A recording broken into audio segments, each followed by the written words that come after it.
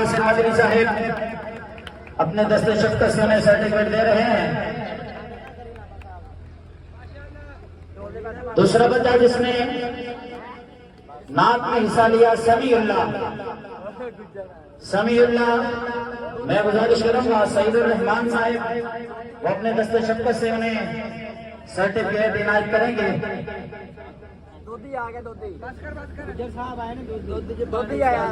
मोहम्मद, तीसरा बच्चा मोहम्मद तैयब वो तशरीफ फरमा होंगे और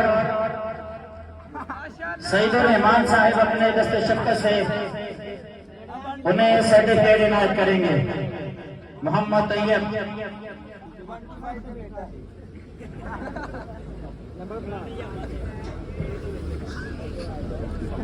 नातिया मुकाबले में जिस बच्चे ने 3rd पोजीशन हासिल की है मोहम्मद